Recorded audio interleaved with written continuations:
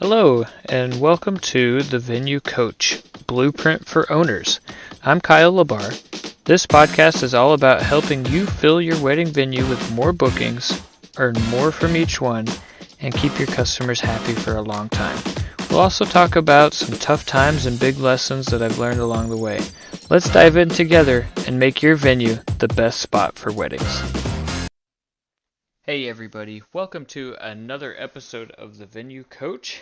Today's episode is a case study on repairing relationships with vendors and or with high society in your town or city that you operate in.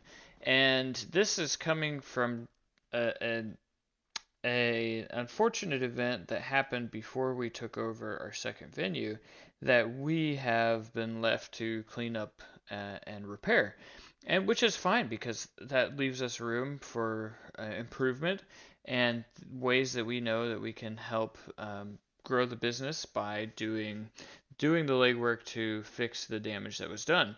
And so in this specific example that I'm thinking of, there was a higher profile wedding, and I say high profile. This was in the city that the venue is in, and it was one of the more well-known families that was getting married from the town, and uh, the the manager at the time and the staff at the time were just reportedly not great, didn't handle the situation, were not taking care of the guests, and just in general um, detracting from the day, like basically basically creating strife and stress and conflict with the client, with the couples, with their family, and this was all reported to us after the fact.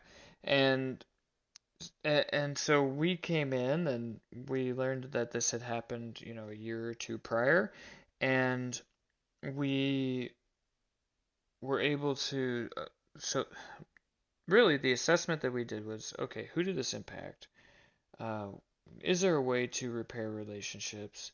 Because what we don't want is negative word of mouth. And really, I guess that's the heart of this episode is combating negative word of mouth. And oftentimes you don't even know that it's happening, right? So in this instance, we only found out because a former employee told us. And so they had reached out and said, "Hey, just to let you know, this is something that had happened, and um, I have a relationship with so and so, and who is affected, and I'm so glad you guys have taken over. Would love to help you resolve, the thing." And so then we have this story come to light, and so without this individual telling us that that had happened, we never would have known, and then we would have been a step behind and really at a disadvantage because we couldn't then combat it and try to fix it. And as we come in as a new owner, if we're buying a new venue, you inherit the baggage that comes with it.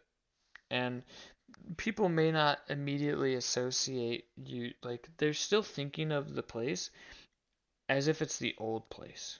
Even though it's under new ownership, and oftentimes under new staff and management.